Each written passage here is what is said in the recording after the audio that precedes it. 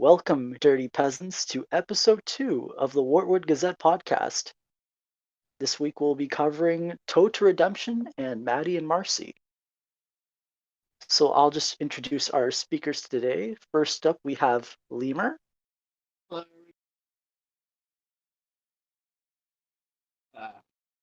I'm We here, also back again. have, thank you, Lemur. We also have JoytheBoi. Heyo. And we also have PrincessCthulhu joining us later. And since all of you guys are this is your second podcast for some of you. We don't need to do introductions.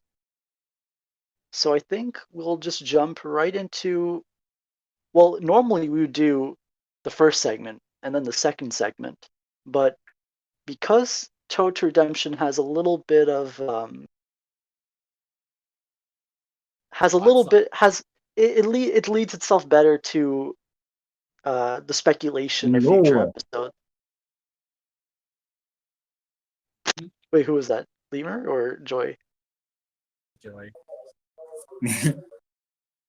Oh. So we're going to start with Maddie and Marcy first. And we're going to cover around the first half of the segment, from the moment Maddie is just brewing spells to the end of the night where his little sisters mess around with her spell book and have the fake Winnie the Pooh jar. So I'm just going to start with Lemur. What were your thoughts on this first half? Okay, so first of all, while I was thinking about Maddie and Marcy, these string of episodes kind of reminded me of like some of the episodes of DuckTales season 3, where those episodes where they dedicate like one character for like a send off. It's also like the exact. It's like happening in the exact same thing with Amphibia season 2B. We got Ivy on the run for Ivy, and then now we have Maddie, which and now we have Maddie and Marcy, which is for Maddie. Like, okay, so as for this first half, like I really enjoy both Maddie and Marcy's characters. So having an episode like this, it's like it's like something I never thought I wanted it until until it was first revealed. I was never thinking about I was okay. I never really thought an episode like this would even happen, but now that it actually is possible, and like it's everything that I want. So okay, for the actual episode itself, I really I really enjoyed Maddie's siblings, like Maddie's triplets. Like they're kind of like Polly in a way, but they're more. Uh, I wouldn't say less chaotic, but in the same. But it's like taking the Sprig and Polly dynamic and taking it to a new spin. And well, I also really enjoyed like the introduction of Marcy and enter Marcy's introduction with Maddie. Like it's so perfectly in character for her being just trying to be confident but yet making a fool of herself. It's like and one more one thing that I actually took notice to this first half is that Marcy doesn't really like Marcy Marcy has an explanation for magic, but it's not thorough enough. Like what I'm trying to say is that magic in this world has at least an explanation. Like it's not, and the explanation is basic enough to have like the functions of it, but it's not thorough enough to make it seem like it's a science than magic. It's not necromancy like in necromancy. It's not like it's alchemy like in Full Metal Alchemist. Like it's still it still has its Yeah, quirks, but it's also mysterious enough to make it so that the line between magic and science wasn't breached. So at least the magic here had like a process, I guess. Yes, like it's a process. Like it's still mystical, but it has a structure. I guess that's what I mean. I guess that's what I meant. Okay. Sorry. Oh, I should have mentioned this in the beginning, but I forgot to talk about the credits. So Oh yeah. Maddie and Marcy, Maddie and Marcy is written by Adam Colas, storyboards by Cassie Zwart and Inbal Breda, and directed by Joe Johnson. So next up, Joy, what are your thoughts on this first half of Maddie and Marcy? So my thoughts. Okay, so firstly, the episode as a whole without spoilers. It's it's fun. Okay, anyway. Now moving on to that to that bit. Uh Ow. it's I noticed that I don't know if it was just me, but Maddie's voice is suddenly like raspier. I don't know if it's just me. I like it. I like that voice. Again, Amphibia. If there's something Amphibia gets right, it's the characters and it's the voice acting. And I really feel like Maddie's voice acting in this episode was incredible. Uh, as for the siblings, about the siblings, they're okay. I'm not crazy into them. I'm not. I don't hate them.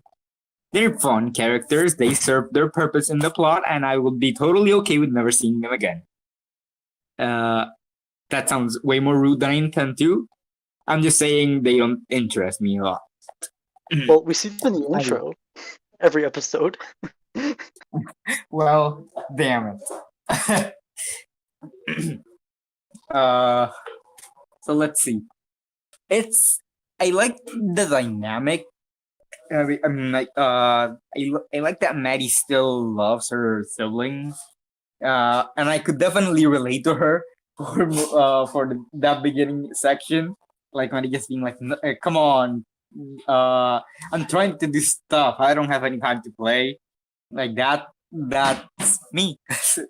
At first I was like, "What? Why are we supposed to see Maddie as the bad guy?" But then the episode made me realize. So this episode actually taught me a lesson. Props to Amphibia. Yeah, it's uh really I like the dynamic. That's all I have to say. I don't have a lot more to say yet. Like, I really like that the montage was hilarious of them gathering ingredients, like just them digging up the grave, the graveyard, and like the funeral. Like, I'm guessing there's someone's having a funeral happen at the same time. Oh my god. I'm surprised they got away with that.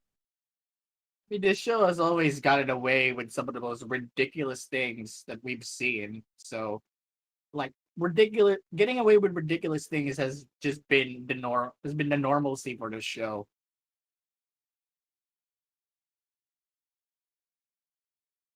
And Of course, Hop we Up can't. only has like one oh sorry. Go ahead. I was about to say what you're about to going to say, so go ahead. Yeah, Wait, really? Wait. yeah. Let's say it on three. One, two, three. Hop Hop. Pop up. Stop, stop, stop. Oh, hold Pop Yes. on. up. I wasn't ready. Oh my god! Like Bill Farmer only had like I think one line in this segment, and it was still like the funniest joke for me. Like he just like So chucks the shoe good. at them, Oh my god. You just Uh, mistaken me for a corpse. It's just and then like Bill. the little grunt he makes when he chucks the shoe at Maddie and Marcy. yeah. Yeah. The voice acting in the show has always been top notch. I love it. God bless the voice God bless. actor that work on this show. Yeah, like And oh, go ahead, Lemur. like I was about to say, what do you guys think about the dynamic between Maddie and Marcy? Like from the first half, of course. I really like. I imagine they would go pretty like they would get along like pretty quickly, and then Mhm. so seeing them like seeing that happen in the show was it was nice to see. Like there wouldn't really be the conflict wouldn't be between like science or magic. It'd just be them having fun and helping revive. What was the name of the snail or fly? Was it Flea Flea? It's a flea, but I can't remember the It name. was it was something like flea. I'm gonna have to look that. Well, yeah, the amphibia wiki works fast. They probably have something on that. Let me look it up. I didn't even have the didn't even have the episode yet. I haven't downloaded it. And then also Marcy's just why is Marcy cataloging plants? Like shouldn't she be looking like using the gem to find the next temple or something? Yeah, like Man, just why let her not? chill. Like Yes. if she's gonna be on Wartwood for like a limited amount of time, she might as well savor it. She may as well just Exactly. explore. Yeah. Yeah, I mean, the yeah, you're right. researching Marcy should plants have is some cool. fun. Yeah. Besides, she Yeah. loves plants, so that's a Exactly. no-brainer. Oh yeah, like Yeah. back in Utopia, she had her own she had like a little what was the name? I forgot the name of the plant, but it was like some really common name. It's not a Venus flytrap, that's for sure. It's like, Yeah. She had something. mm-hmm. It's like a carnivorous plant.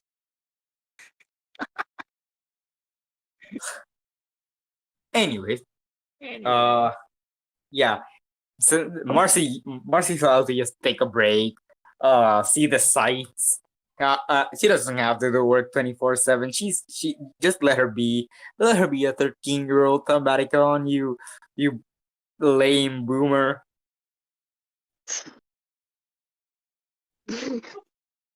okay. Wow, Joy.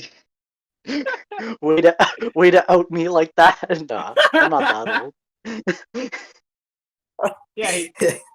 Yeah, he's just like what, in his early 40s or something. Come on. Uh, JK. JK. he's not 50. No. Oh, I really like that brief action scene where like I wish it was longer with the scene where I thought maybe like Marcy would team up with Maggie to take with Maddie. Oh my goodness. Pardon my Maggie. language. Maggie. With Maddie to take down like the tree.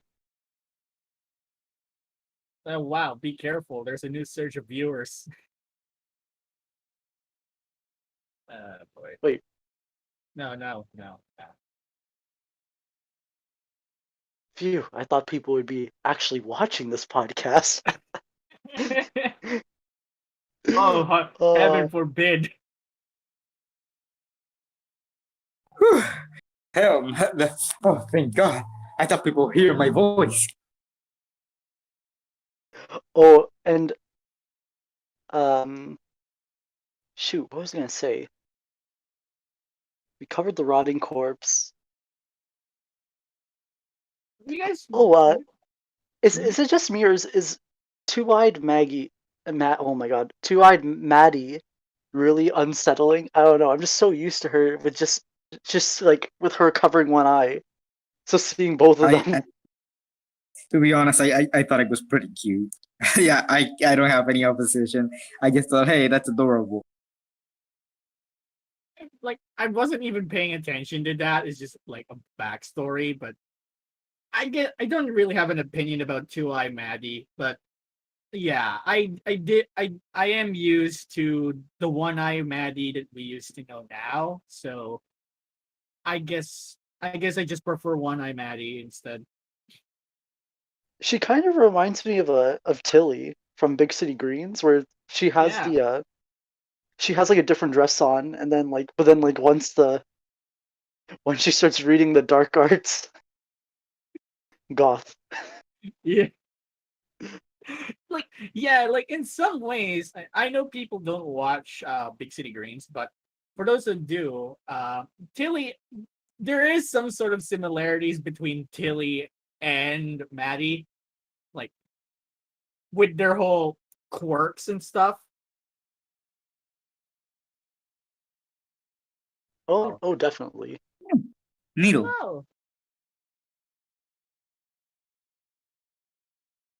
Oh, Princess Cthulhu is here. All right, let's see if we can get him inside the chat. No, I am actually here. I was just staying quiet. Didn't want to interrupt anyone. Oh, it's not a problem. Hey, hello. Welcome back to everyone, the show. welcome. So we were just discussing the first half of Maddie and Marcy.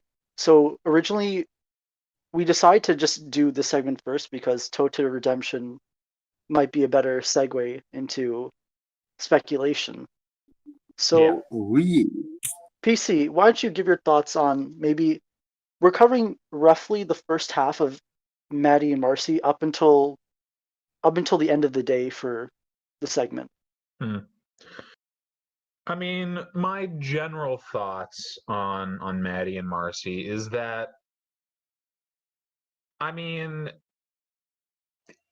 I really enjoy the characters of Maddie and Marcy, but the episode, other than like, just seeing those characters and their interactions, did not do a whole lot for me.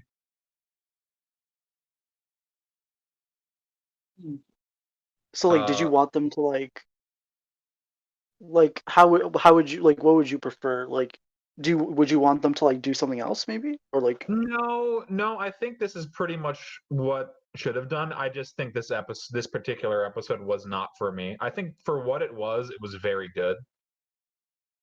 Talking about the Okay. first half, I really Yeah, love I mean, the intro to Maddie being like very focused on her spells, and I really love the introduction to Maddie's sisters. Which are rosemary, ginger, and what's the other one? Lavender. Yeah, Yes. those are spices. Well, I mean, is lavender a spice? Would that be considered a spice? I guess, or a herb? People eat lavender. There's lavender flavored stuff. Of course, I eat lavender pancakes. So I think lavender absolutely is considered a spice. Oh, I was considering it like a herb. Like I thought it would be nice if like Maddie was named like after a spice, and then the rest of the sisters were named after herbs. I don't know. Oh, I think herb is a better term for the sisters, I guess. What were the other two? Rosemary and Rosemary and ginger. ginger. Yeah. I guess. But Well, ginger is more of a. I don't know. I'm not an expert. yeah, I'm not a culinary expert too, but that's just the first thing that just popped into my head when I first heard the siblings' names. But yeah, I think I kind of agree with what PC said about like this episode being simple. But even then, like the appeal of this episode is just it's kind of like Wally and Anne in a way where it's two characters that we never thought would interact suddenly interacting, and it creates a new dynamic. Like, and like yeah, it's not as plot relevant as Wally and Anne, but the main point about this episode is two separate characters who had never interacted having meaningful interactions, and it gave us some very very neat results.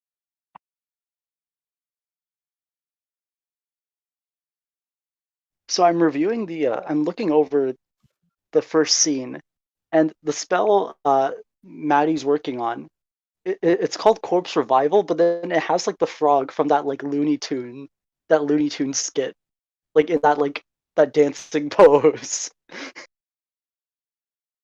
I don't And remember I'm that trying skit. to you know where the one it's like, "Hello, my honey. Hello, my baby. Hello, Oh, my okay. something's going on." Okay. Yeah, I do remember that now. The ingredients are sword spine, grave dirt, half a drop of worm snake venom, golden coral, widow's grave. I don't know what that means. Ticks, rotting I, corpse. I believe it was dirt from a widow's grave. Dirt Just from a widow's grave. Man, they do.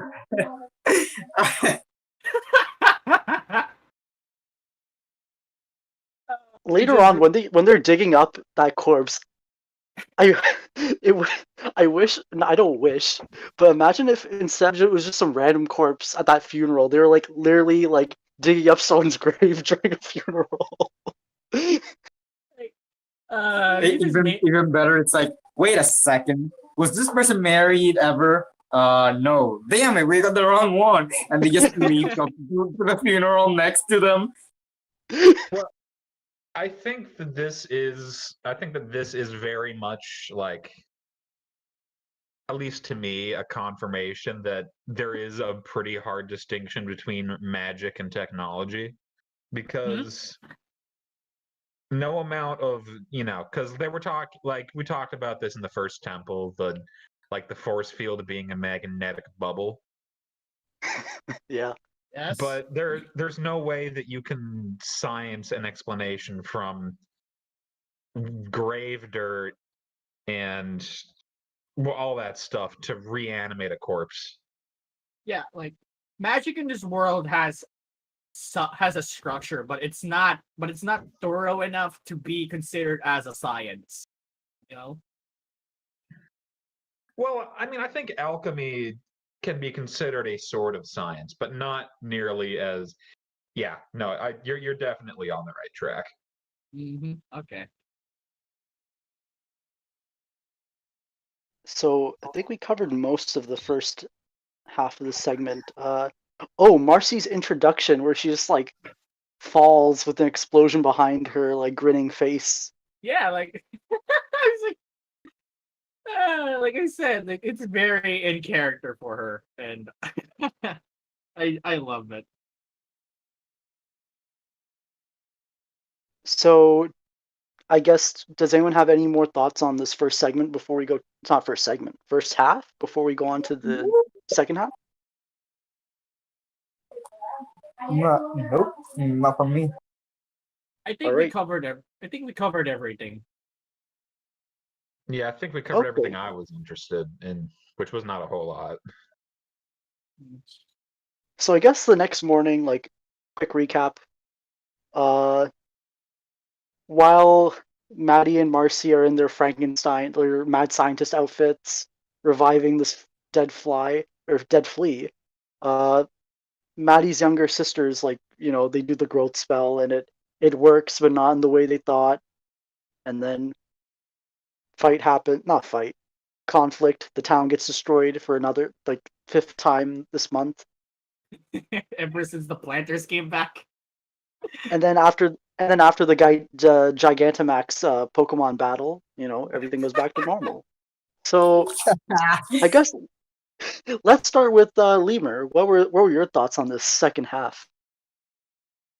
Like, okay, for like, I know we've established that this is just a very simple story about Maddie trying to do her work with her while her siblings are, annoying her. But the conflict in this episode is, yeah, it's very simple, and we've seen it before, but it's appropriate for a story like this, and I really like how in a short span of time, Maddie and Marcy have grown to trust each other. Like, yes, Maddie calls Marcy her assistant, but in the end of the day, they have grown to be fast friends, and I really like that.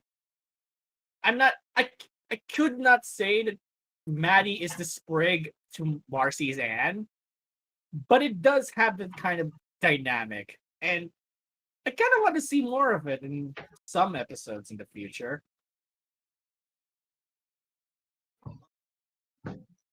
Also, How about you, Joy? Oh, sorry. Go ahead, Lemur. sorry. You go ahead. No. Go ahead. Like, okay, yeah, but like I said, the ending is sweet. That's just what I'm gonna say. Oh, okay. Thanks, Lemur. And then, how about you, Joy? What are your thoughts? Okay, so this is a great chance to talk about something I don't think I could have fit anywhere else on this. That's a complaint, sorry, but I kind of wish that the episode titled Maddie and Marcy focused more on Maddie and Marcy.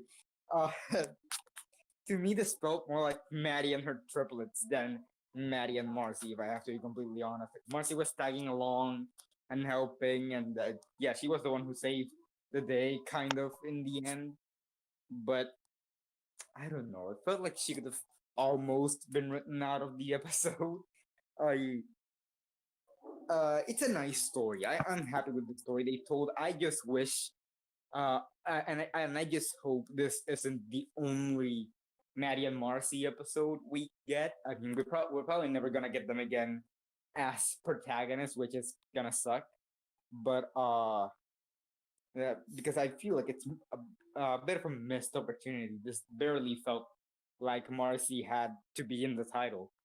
But if I hope that if we do see them again, we get to see more of their dynamic actually.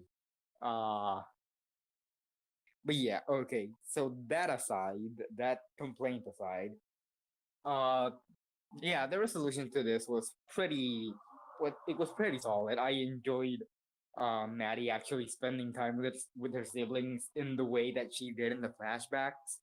That was really nice. It was hilarious that she just played with them to distract them instead of just like shrinking them and then playing with them. Instead, we just get to have the giant monsters just playing in Wartwood, and it's great. And I let's see what else. Uh, no, yeah. To be honest, I don't have a lot to say. I think it's a good episode. It's nice. The cap off was nice. The joke about from Anne and Sprig just being like, should isn't it weird when main characters aren't in the episode? That was golden. Uh, yeah, that's all I have to say. Yeah, like I'm glad like Amphibia doesn't like overdo the meta humor. It's like I like when it occurs. Uh, how about you, PC? What are your thoughts on this second half?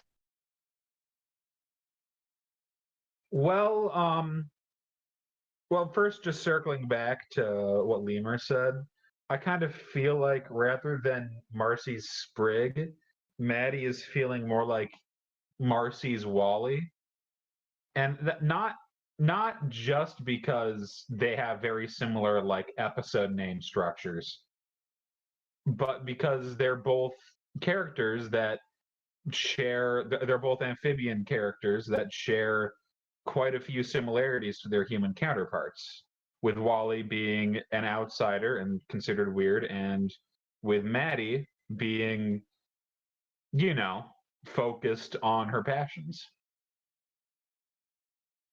Uh, I actually like that comparison more. Yeah, Wow, that's I never really picked up on that. I love that. yeah. yeah, but so yeah, that's just what I had to think about that. I think my biggest takeaway, and something that I hope comes up later, is that Marcy sure did learn curse magic very quickly. And Oh, right, because I personally, I thought like back when we had just the titles, I thought the plot would be like Marcy struggling with like magic and like something like for once she encounters some kind of like art or science or skill or whatever that she can't really like catch quickly. Yeah, something that you would like try to explain it with science, and it's like, no, it's not that. No. So Marcy picked it up very quickly, and it's like, yeah, I was kind of hoping that there would be like some intellectual style thing that she would struggle with. But on the other hand, she's a huge nerd, so her picking up magic isn't that out of left field. I do think that her knowing curse magic, I do hope that comes up in the future. Yeah, that'd be like a neat like thing in the middle of like a fight or like in the middle of a challenge. Like Marcy just pulls out some like those like potion bags that like Maddie had way back in what was that Maddie episode with the birds with the Mordecai and I Cursed? never It's remember the Cursed. name of that episode. Yeah, the episode is just called Cursed. Cursed. oh cursed. Yep. Okay, that's simple. Wow. Wow, what a creative episode. Episode title. But yeah, Episode like, title, yes. I mean, there's character dynamic stuff, but if there's one big like story takeaway from this episode, it's that Marcy knows magic now. Oh, and also necromancy is a thing. Yeah, I mean, Oh, we'll- about that. I was actually reading from Amphibia Talk right now. Just to check while we recorded, and someone noticed something very interesting, which is that death does still have meaning, because in Maddie's spell book it says about the revival spell, use sparingly on non-speaking creatures only. It says it like exactly like that.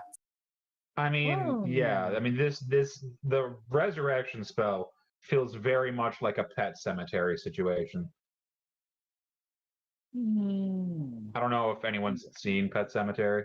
I've never seen it, but I know kind of what it's about. So Basically, this like cursed land that if you bury a pet there, the pet comes back to life, but the pet's kind of weird and different. Then someone's kid dies. They bury their kid in the pet cemetery, and then the kid comes back, and he's like evil. Oof. oh Jesus. Yeah. So I feel like I kind of feel like it's a similar situation to that. Huh. That does make me wonder. I mean, I doubt they would ever go this direction, because it would involve a living, well, not living, actually dead, but it would involve a flesh corpse. It would be interesting to see a reference to that. Like, they just try to use the revival spell on someone made of flesh. I mean, there are all of these creatures are made of flesh. You get me. Someone sentient.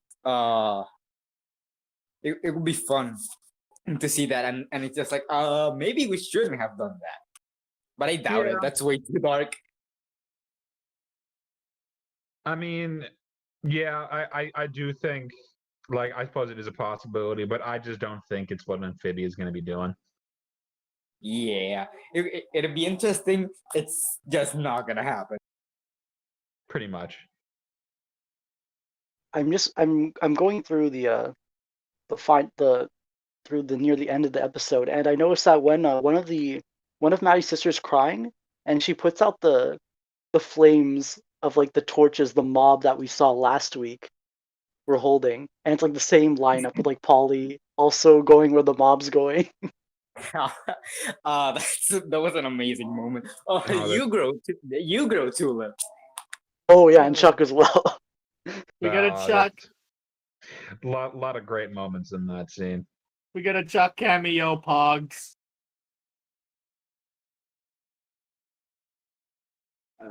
Yes, Elder God Chuck. Chuck. Always good to see Chuck cameos. Yeah. But yeah, Triple S tier character. I don't have a whole lot more else to say about it, to be honest. Yeah, I think we've covered most of the episode. I think, does anyone have any final thoughts before we go on to the next segment? Yeah, like Maddie and Marcy is just a very fun last episode before we actually get back to plot progression next week. It is a very fun it's a very fun episode. It is that is the spiritual successor to Anne and Wally, and I really appreciated it because now we got now that we got the breeder episodes out of the way, we can go back to the plot next week. I think Lemur summed it up very nicely. Mhm. So then we're going to go back to the first segment of this episode, which is Toad to Redemption, which is written by Gloria Shen, storyboards by Danny Ducker and Eddie West, and directed by how do I say this? Kyler Spears. Okay, that's easy to pronounce.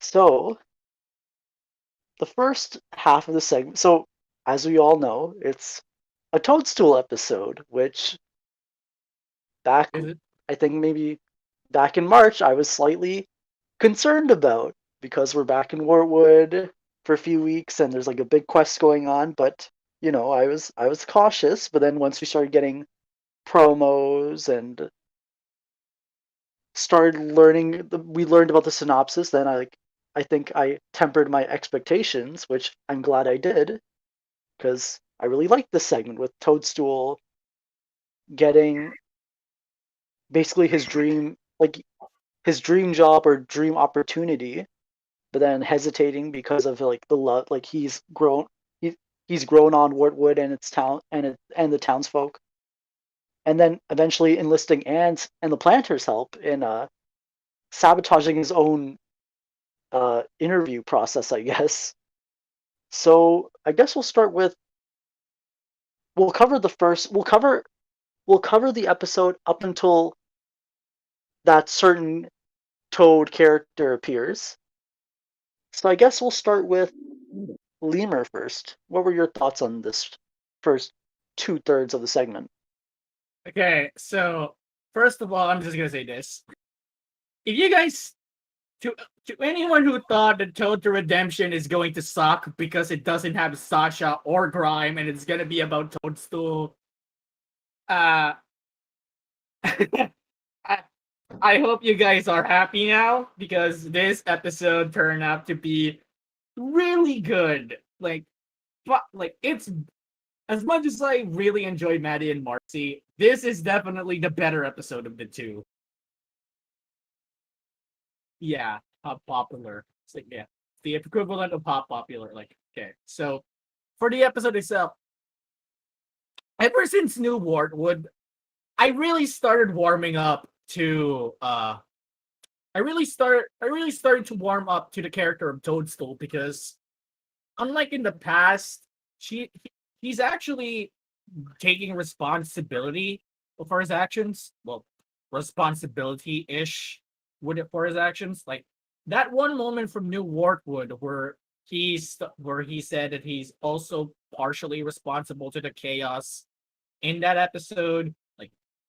Like that's nice to see. Like, we've discussed it before. Like you guys discussed it last week. Like he's been getting better characterization, and with this episode, I can honestly say that I like Mayor Toadstool as a character now. Like he had my opinion from him went to a full 180. Like full turnaround because I really like him actually warming up to the town that he used to despise or even graved upon. Like he like he actually proposes to fix the potholes for once.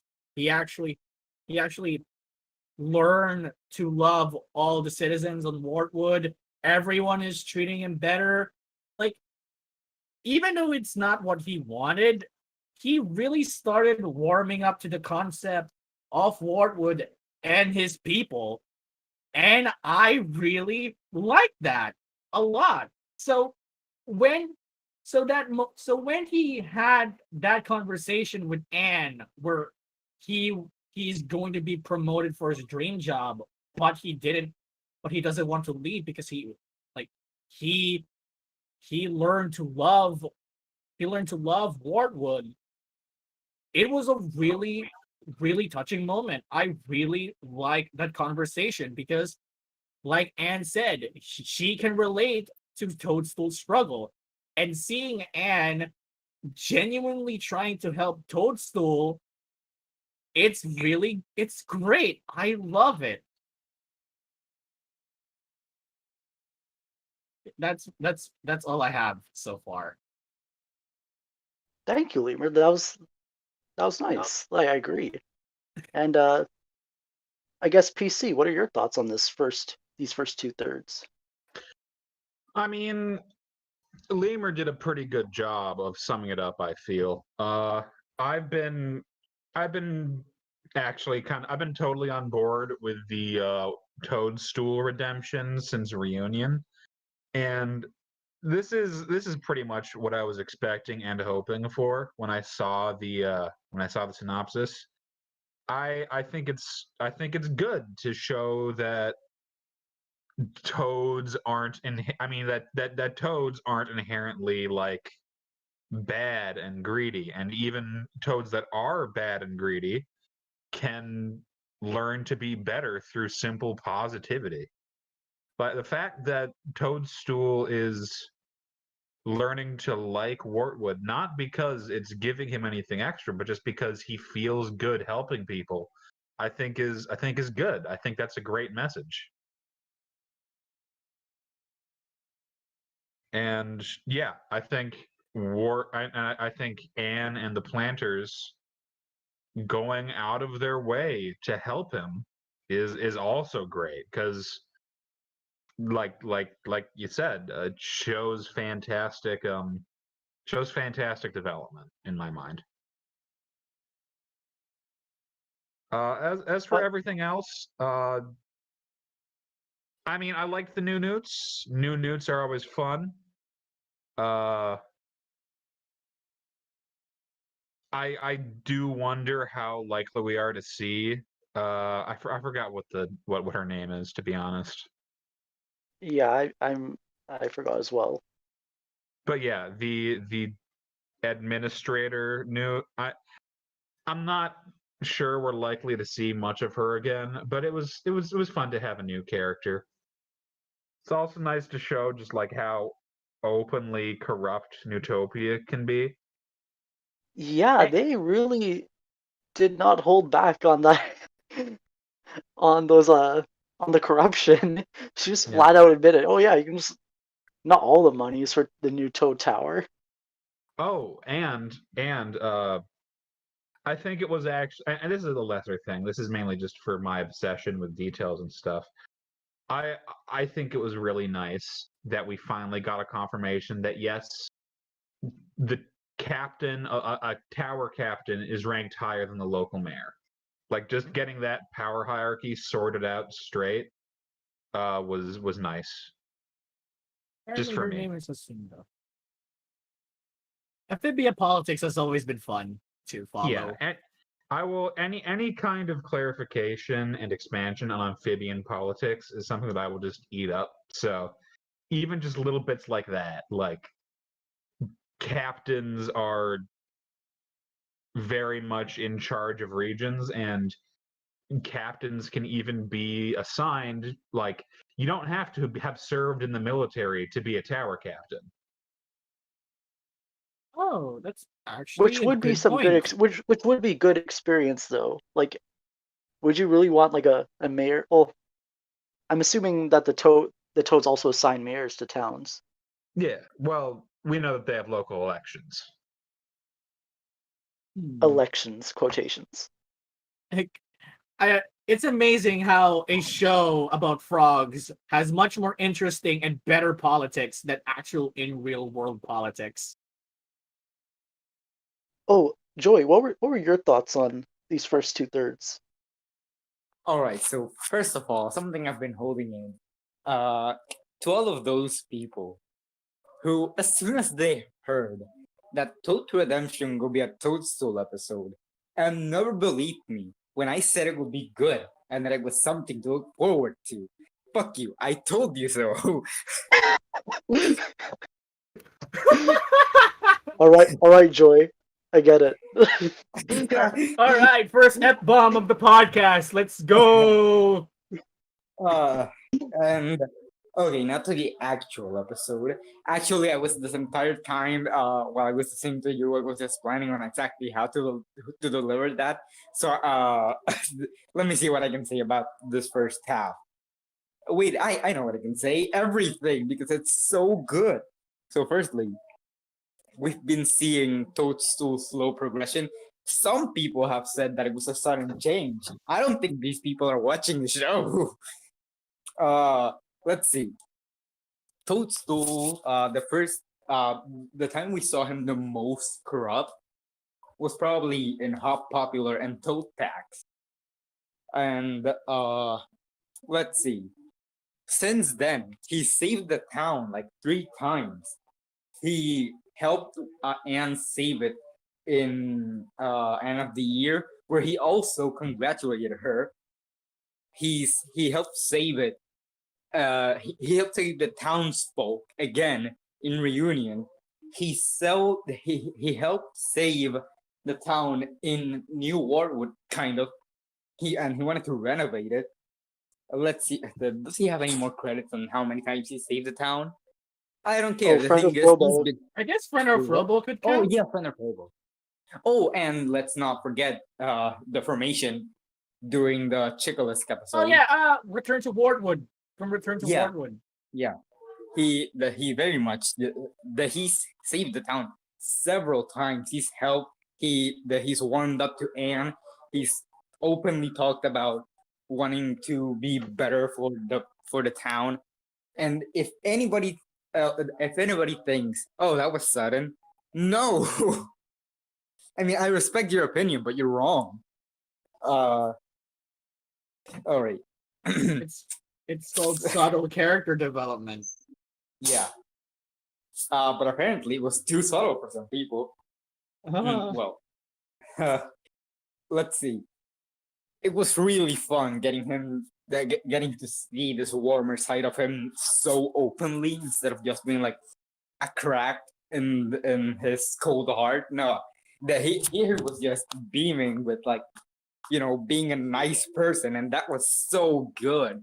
I was so happy the entire episode because he was just amazing. I loved his wacky plans of getting of basically just making himself look bad, and although it was pretty much typically just your run-of-the-mill backfiring episode, it was still fun, especially because what mattered was not just the funnies, but the fact that he was doing all of this just so he could remain in Wartwood with the people he loved.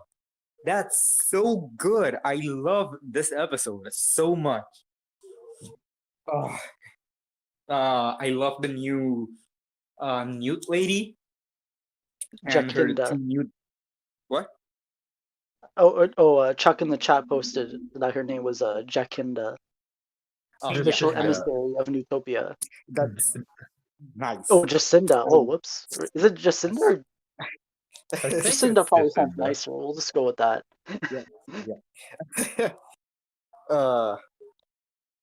Yeah, I love her. I love her guards. That was funny. I love her amphibian. They're not paw prints exactly. I love the Amphibia logo on her cheeks. That's a really nice touch to her character design. I love that we're getting to see more of how these politics operate and exactly their process for just choosing new people. Like they just follow him around like, yeah, we're just gonna like let you in. They were this openly corrupt. They just told him, hey man, here have money to fix the tower, but you don't have to use all of it for that, that was it's fun to see that corruption goes way, way, way further beyond than just the mayor or like or anything like that, because that's pretty much the only big corruption that we've seen so far. Yeah, that and maybe Grime getting fired over losing. Still, it's just, oh man, that's so good. I love it. I love this episode. I can't wait to keep talking about it, but for now, I'm done. Thank you, Joy. And I like that little gag where they wrote Frobo and Marcy out of the plot. I Where was about Marcy's to say that. we're like, what are they in? Just some random shed? Yes. They're in an outhouse. They were in an They were in an outhouse. Why an outhouse though? I have no I don't idea. know. Just go with it. What the hell did Frobo do, by the way? I mean, I guess outhouses in Amphibia are bigger in the inside than on the outside, so I guess that's why they fit together in that outhouse. But I don't know. I guess cartoon Frobo. logic. Frobo alone doesn't even look like he fits in there. Yeah. I guess Marcy wanted like a control environment in case something went wrong, but like I don't know how like a wooden shack would help, but you never know. Yeah, Marcy if has her something own was wrong, process. Frobo was gonna burn it down. Yeah, like whatever explosion happened, the outhouse still remained intact. So I don't know what kind of wood they're using. It's just it gas. expanded a bit, like it bent. It got bent, but it didn't do anything else. It didn't catch on fire. It didn't break. It just took a hit. That's some strong. That's some strong wood. I guess that's just I guess it's just an explosion of gas instead of fire. We'll never know. Also, someone pointed out. Oh, nothing. Go ahead, Lemur. Oh, sorry. Oh, I also saw someone pointing out that Marcy and Frobo being written out of the plot is on purpose because they don't want Marcy to see Utopian officials. You don't want her to see the acts of the Utopian officials. Do what the Utopian officials are doing.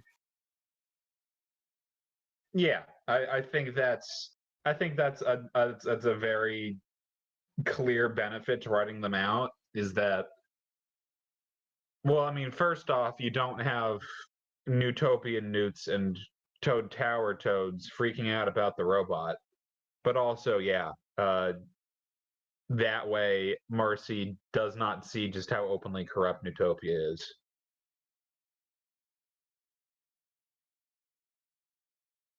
Oh, and then we got like Sprig and Anne attempting to like mug their own vegetable stand. And then like Mrs. Croker just like beating him up.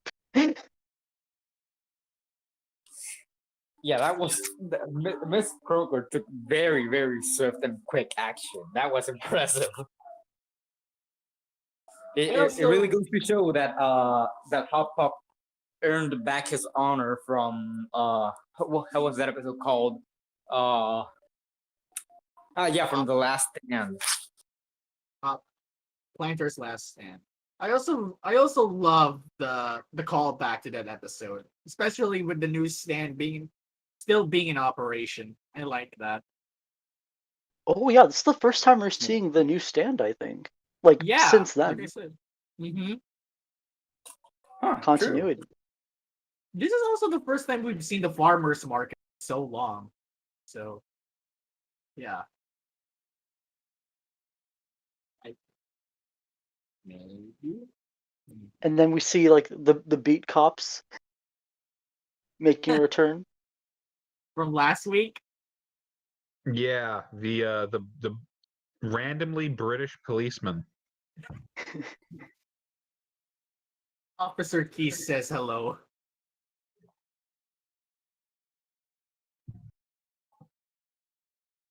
So I guess that's And- everything.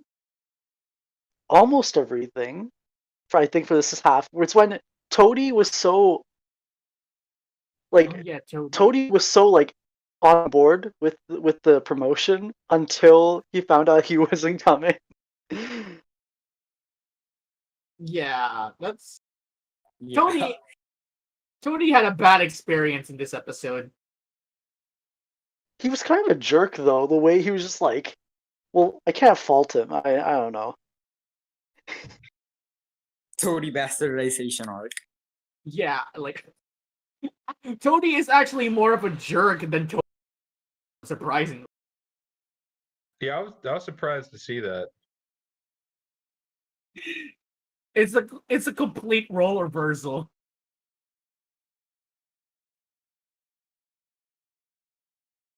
And then we also got like the whack-a-moles. Oh yeah. Wasn't that one of the shorts? Oh yeah, Is that the yeah. same mole? No, the mole in the No. whack-a-mole short was one giant mole. With Oh, all but the these- eyes. Yeah. Yeah. This one is different. Okay. Just pointing it out. Toad Tower. Live, laugh, fire. So I guess we'll go on to the last third of this segment where basically the town gets like raided by Bog and a bunch of like former Toad Tower soldiers. Yeah. And fight breaks out. They all smell bad. But then Yes. eventually the day is saved by Toadstool, who just I guess he just like tries to like outwit them, and then fight breaks out. And then the frogs all using their tongues as their primary defense.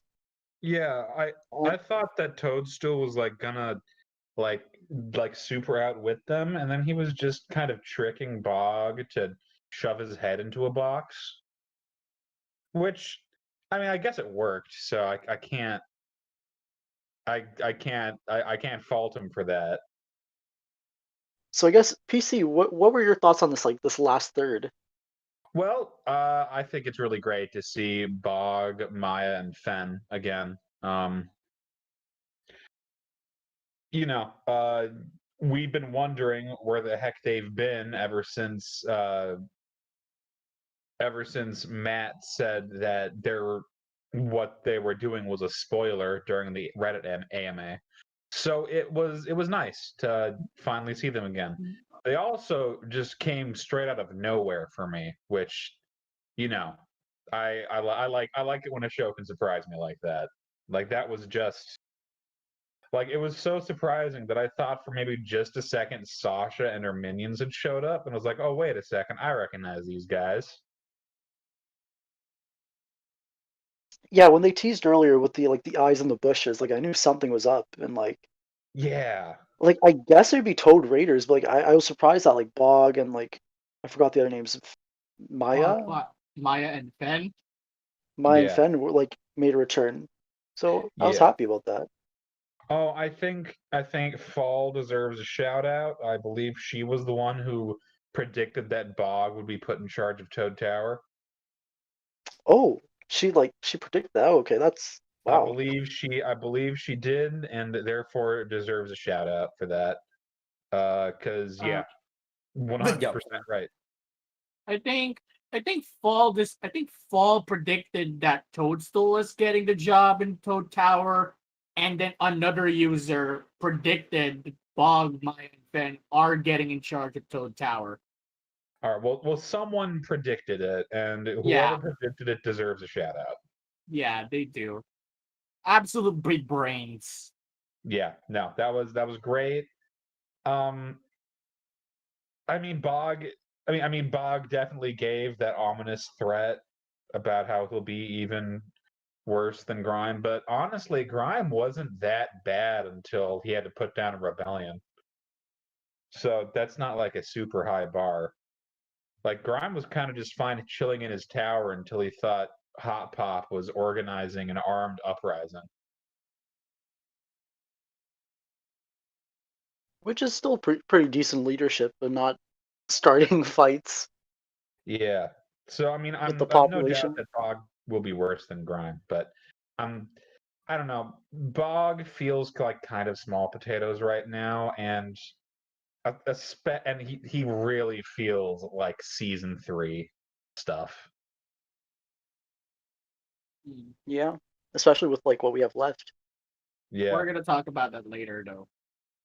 Yeah. So Lemur, what were your thoughts on this last third? Yeah. Okay. So, like I said, I actually didn't expect the Toad Tax Toads to make a comeback in this episode because I thought it's just gonna be another episode where shenanigans happen, the town almost get destroyed. Toadstool's gonna say that I don't want this job because I love it, but because this show is a comedy, the inspector would say, "Oh, you are not fit for the job, so so we're just gonna let you be. So we're just gonna let you be." They left. Toadstool and Wartwood celebrate. Woohoo! Great episode. Yeah, that's good. That's great. Awesome. But I did not expect a major bombshell on the plot with Bog, Maya, and Men. And then, okay, are we allowed to talk about it? Um, the Talk about ending. what? Talk about the ending, the resolution. Did we talk about it? Yeah, I guess we can talk about it. Okay.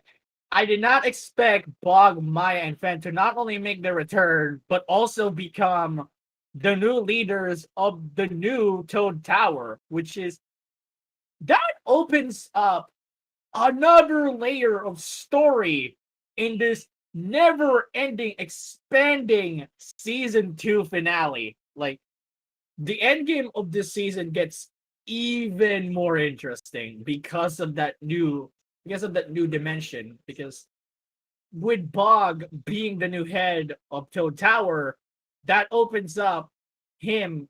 That opens up a story of a rivalry between the new Toad Tower version 2 and Wartwood, which is going to be like I don't which is going to be a pivotal plot point at some time, but I don't know if it's going to be tackled in this batch of episodes or like what PC said, season 3. I think I'm leaning on season 3, but for now, I am very, very much looking forward to what this brand new Toad Tower is in store for us, especially with Grime and Sasha making their new army. And yeah, Joy, what were your thoughts on this last third? Wow. Okay. Time for me to gush again because, gosh, this is a good episode. Uh, let's see. I was not expecting that at all. I thought we just. I don't know. I don't know what I expected, but definitely wasn't this. I never thought we'd see them return so early or in such a an episode that seemed to not be plot relevant at all. I Wow, man. I didn't think I don't know. I didn't think they were just like living alone this whole time. I thought they were like, I don't know, maybe they ran to Utopia to be like, hey, could we please not be fired? We will help assist whatever new thing we have to do. I never thought they would have just been like living as far away, just like festering anger. I Wow, something interesting to know is that Bog did say at the end of Toad Tax that they would be back. And oh boy, they really were. Uh, man, what a good twist. That came out of nowhere, but not in a bad way. Because it was just in a good surprising way. It fit with the plot. It didn't feel like it just took a left turn because they made it fit. They made Toadstool have to lie and be a good quote unquote good candidate for the position of a new Toad Tower guard. I mean, captain. So it wasn't just like they suddenly interrupted the episode to make it about them. It was still about Toadstool, and they still managed to fit them in there. And man, that's incredible. I love that. What a good episode, man. 8 out of 10. Oh yeah, by the way, Toady, Toad. What on I don't even know what to think about him anymore. I thought it. I think it's sweet how attached he is to Toadstool, but also he's such a jerk throughout this whole episode. Uh, oh man. Okay, I got what I needed to say out there. All right, thank you, Joy. Like, yeah, yeah, the way Toady like jumps back into Toadstool's arms like a little cat, being comforted. That's so good. It was both like cute and a little bit like the longer it lasted, the weirder it got, which was the point of that, which was the point of that scene, I guess. Yeah, And it got creepy after like the first couple seconds. yeah, but yeah, like I really like how like it's a very subtle like like the change in the status quo with Bog now being the head of Toad Tower, like because for sure that's going to come back. Like this show has been more subtle about certain plot elements that have returned made a comeback later on. But like this was not subtle at all. Like the toads are going to like make an appearance again for sure. Yeah, I mean, Bog literally said, "I'm in charge now, and I'm And he going to said be he's a going to make problem for you guys later." yeah, like he said like oh I'm going to make Grime look soft or whatever. Yikes, man! That's gonna be chaos. That's man. If Toad Tower was bad to Wartwood before, man, imagine if they just start like enforcing it super often. Like they just have Toad guards go there at all times. Oh man, that's gonna be a nightmare. Yeah. Although again, was Toad Tower that bad to Wartwood outside of the one thing? Not really, other than like the raising the taxes, but I don't know if that was a Toadstool thing or a Toad Tower / Newtopia thing. Yeah. Yeah, it was never really clear what exactly Toad Tower was doing to Wartwood outside of the kidnapping and reunion, which fair enough, that's pretty bad. It wasn't a kidnapping. It was just a party. What? How did PC. It was a party that just happened to just coincidentally trap them in there while they were planning to execute a criminal. That's not so bad.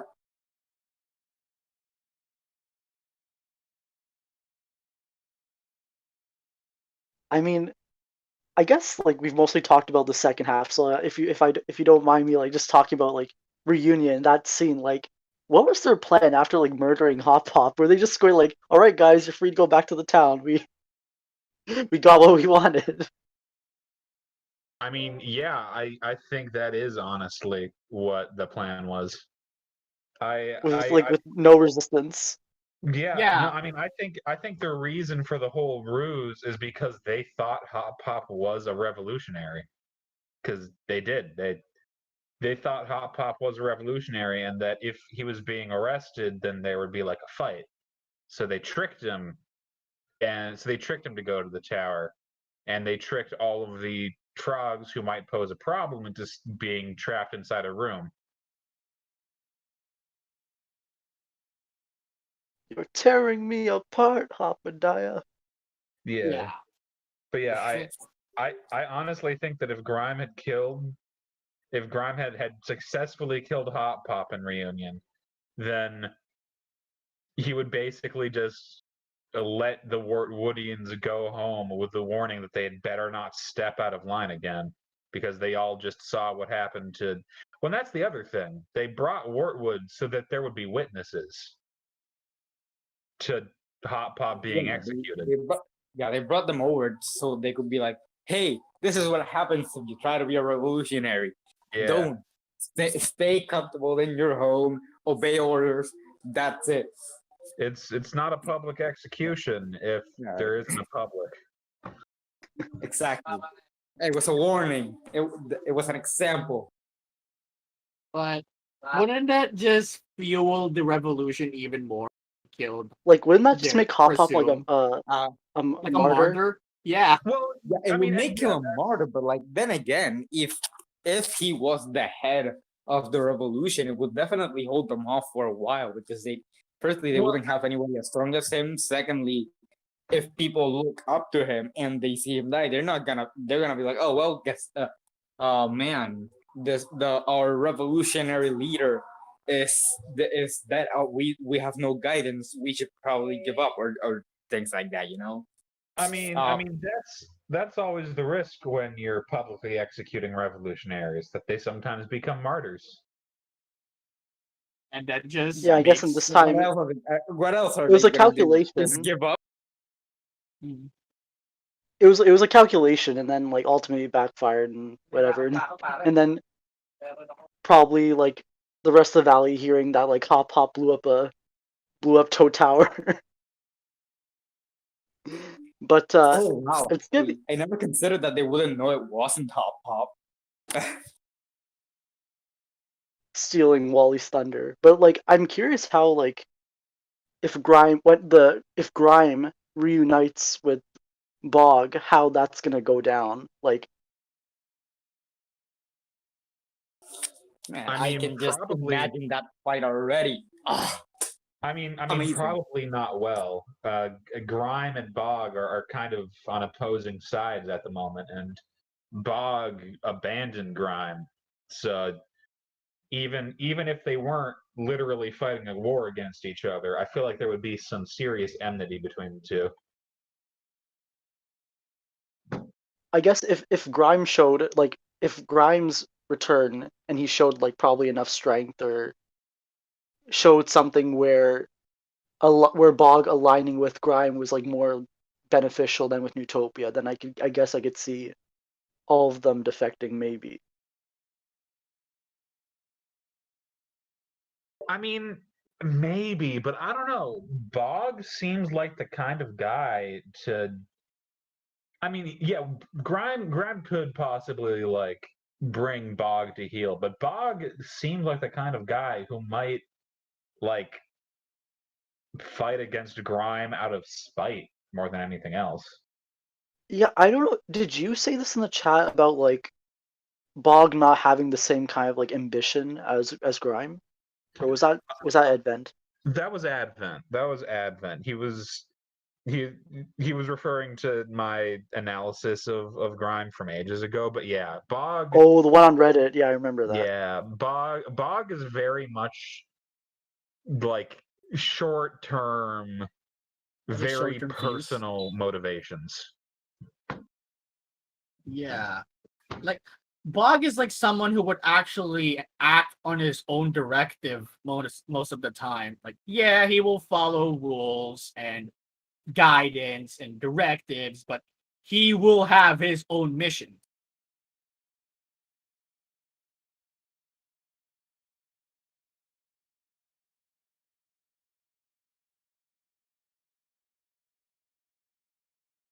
Yeah, Bog's on his own side.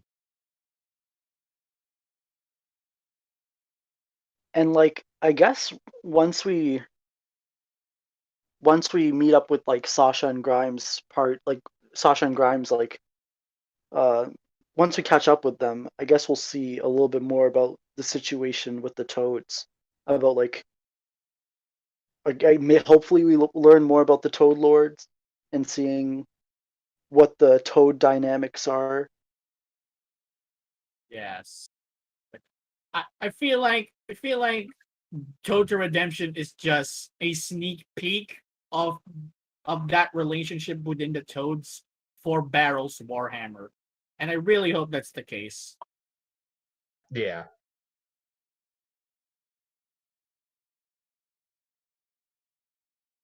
Great. No, I'm very much looking forward to Barrel's Warhammer. Mm-hmm. Sparrow's Warhammer. Oh Honestly, man, that's gonna be cool. Honestly, I might be looking forward to it more than the Second Temple. It's tough because on one hand, Valeriana is back, and you all know how I feel about Valeriana. But on the Yeah, other she's hand, got. Please be a gecko. Please have okay, yeah. answers. Even leaving aside my crazy theory that Valeriana is a reptile from another dimension, the Valeriana is still someone who knows what's going on more than anyone besides Andreas, probably. That is And- going crazy. And having her show up again and explaining stuff is just What's going on? yeah, I'm so happy for that. But at the same time, like I've already told you how much I just eat up political stuff. And Yes, I'm really, yeah, I'm also torn on it because like I know like the first segment is going to be like the quest, like the Calamity Box quest, but then like also Sasha and Grime are going to have their own quest as well as political intrigue. yeah, Yeah. and that's the kind of shit that I love. Yeah, like on Man, like I think sorry. You keep going. sorry. I think like okay, the way I have to define it is as a fan of Amphibia who really wants answers to questions that we've had for I think like yeah, 2 years. years at this point. Or like how long has it been since season 1 aired? Nearly 2 years. Yeah, for almost 2 years. Answering questions like as a fan of Amphibia, that's huge. But on the other hand, as someone who gets really mentally wound up in politics and shit like that, that part of me is really looking forward to Barrel's Warhammer. Yeah, and it's amazing how a show about frogs has more interesting politics than in real world politics. That's just Welcome sad. to Ooh. escapism. Oh, are you sure about that, Joy? Oh no. All right, it's all right. We'll just stick to frog amphibia politics. Yeah, I'm Yep. gonna stick to no comment with that one. No comment. Anyways, I guess that something I wanted to say. Sorry. Man, the Second Temple and Barrel's Warhammer. That's two promising plot-centric episodes in a row. That's so rare. That man, I'm hyped. I guess that's everything from Total Redemption. We discussed everything from Total Redemption now. Yeah. All right. Let's go to speculations then. Yeah. Oh, we already started. Yeah, I feel like we've already started. We no transitions, no calls, just I mean- go through with it. That was fine because like I knew Total Redemption would like lead to the speculation. That's why I left Okay. it for. Okay. I mean, Sorry about that. I feel like It's I've a already segue. had my speculation time. Sorry for jumping ahead, but like, yeah, I think Bog and Jacinda are very much season 3 material. But it's still good to have like active malevolent presence in Frog Valley because it keeps Wartwood relevant. Yes. Yeah. Oh, and also I also feel like Wartwood, like the town of Wartwood, is developing like its own character. Like it's not it's not like an actual character, but like it's growing. Like we're learning a lot. Like we're getting a Yes. lot more like activity going on. Yeah, Exactly. exactly. You're seeing more of Wartwood as a whole, not just its characters, but like the environment, how everyone interacts with each other. It's all developing. It's all slowly getting knit. It's all getting knit closer together. Everyone's bonding. It's oh man, I love this show. It reminds me of like the Land of Ooh from Adventure Time, where the setting itself is also getting its own development, and I really like that.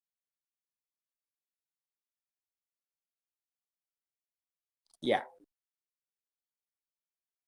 Oh, also, with Bog and Jacinda, I that's more villains to add to the list. Let's see, Yeah, we have.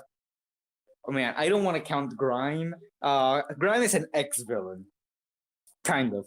We have Grime, Andreas, Yunan, and now Bog and Jacinda. Who else? Yeah, I'm glad we're getting a little bit more like reoccurring villains because I know in like season 1, aside from Grime, we didn't really. It was mostly like monster of the week or Yeah, villain of the week. I like. I like how like I like characters being villains more than I just do this random monsters and stuff. I like this much more personal conflict. I Also, mean, I think more than just more reoccurring villains. I think I love how all of the villains have their own distinct motivations. mm-hmm. Yeah, Also, we got two versions. I think we're going to get two versions of Toad armies in the upcoming episodes now. man, I Well, am. yeah, excited. the Utopian bog style Toad army, and then the Toad army that attacks Wartwood in attacks Newtopia in true colors and is presumably led by Grime. And is funded by the Toad Lords, maybe? Yeah. I mean, I do think the Toad Lords throwing their allegiance behind Grime is probably gonna happen. But I mean that would explain how they get the resources to get like at least from we saw in the trailer the throne room. Yeah. They managed to get that far in. So But and sorry. Go ahead. No, go ahead. Well, I mean, and we know that the toads that are attacking the throne room are wearing like standard toad armor, not for instance the weathered makeshift armor that we saw the bandits using. Like Yeah. the toads that are that Yunnan has dispatched in the trailer are all wearing standard issue toad armor, which presumably means that they have come from a standard issue Toad army that is now attacking Wartwood, which just kind of feels like, yet another sign that the Toad Lords will be throwing their weight behind Grime. But it also begs the question if what's the relationship between Utopia and the Toad Lords in the first place? Like, do they have a former relationship, or are they actually two opposing sides? The way Yunnan spoke about them, I think they're It's very more much local warlords yeah. who pledge allegiance to Newtopia. It's basically Newtopia outsourcing their I guess their I don't want to say probably workforce or their army, I guess. Yeah, they're military. But Contracting the Toad Lords to keep the valley in check. Maybe not even just contracting, just like, I mean, you can't expect a single central force to rule over huge amounts of land, especially not in like, whatever technological era Amphibia is in. It makes a lot of sense to have different centralized people in power who are able to, in turn, watch over their regions while serving the king. If that's the case, what motivates the Toad Lords to turn back on Utopia? Probably the Warhammer.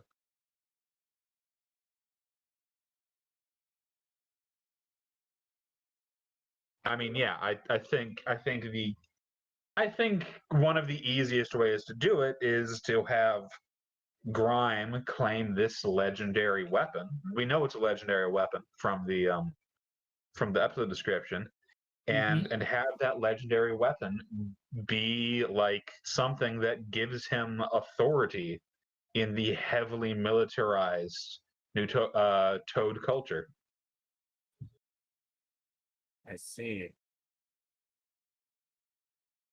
Yeah, so right now we're about to approach the 90-minute mark.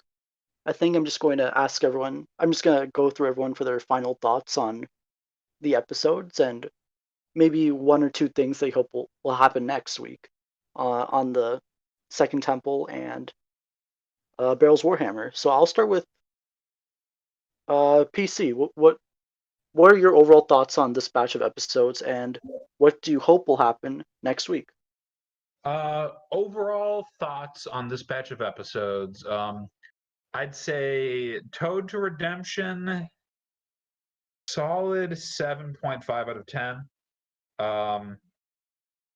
I'm close to giving it 8, but something about it just didn't click quite right, and that might just be like a personal hang-up of me not being able to take Bog that seriously. But I think overall, great episode with a really nice surprise that I did not see coming at all. Maddie and Marcy, solid 7 out of 10. It was exactly what I expected, but I enjoyed every second of it, and I think it's perfect for what it did. As for future, I mean, I've already gushed. I've already gushed about the next batch of episodes. All right, thank you, PC. Lemur, what are your Right. thoughts on this overall batch? All right, so I really enjoyed this pairing of episodes. So the Redemption was a great, surprising episode. I love it, and same. Maddie and Marcy may just be a standard episode, but I love it. I really enjoyed Maddie and Marcy very much. I enjoyed both of these episodes very much, and these episodes are the perfect end to these breeder episodes, because next week we are going back to the plot. And for next week's episodes, for the Second Temple, I really hope that we got a balance between the lore and development, because I really want it to be like a therapy session for Anne. Like, I really want this to be a very pivotal moment, a very pivotal episode to Anne's overall development. As for the Barrel's Warhammer, like, I think you guys have already said what I want to hear. Like, it's a Sasha and Grime episode. It basically speaks for itself. I really would love to see more of the Toad politics, the Toad culture in this episode. And also, yeah, more Sasha and Grime has always been good. All right, thank you, Lemur.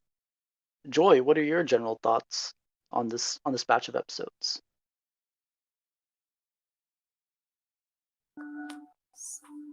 So I don't know if you could tell through the things I said. I really like Toad to Redemption. I don't think it was all that. I don't think you could notice. Oh man. I think it was a good batch of episodes. It was a mediocre episode for me, and then a really good episode. I mean, wait, no. In what order were they? Maddie and Marcy was pretty mediocre for me. Toad to Redemption was that was amazing. overall, it's better than just getting a bad and a good and a mediocre episode. I loved Total Redemption. I don't have a lot to say about Maddie and Marcy, but man, I can't wait for everything that Total Redemption will bring to the future of the series. I can't wait for the next batch of episodes, which will absolutely rule 2 plot-centric episodes in a row. Oh man, basically good all around. I'm happy. I'm very satisfied. Getting All more right, develop- thanks, Joy. Oh, what were you gonna say, Lemur? I was gonna say that we're getting more plot progression for the next few weeks. So yeah, that's just it. Oh, for sure, yeah. But Yes. overall, like Total Redemption, I really liked. Like overall, both these episodes, I thought they were like decent. They were fun episodes. But for Total Redemption, I really liked. Like once Bog showed up, then I really started to dig the episode. And then Maddie and Marcy, like I thought it was a fun like fun breather episode. And since this was the second segment of the episode, it was a nice like the final breather before we start getting right back to the plot. And I really hope, since next week, like the second temple, it's not going to be a 22-minute.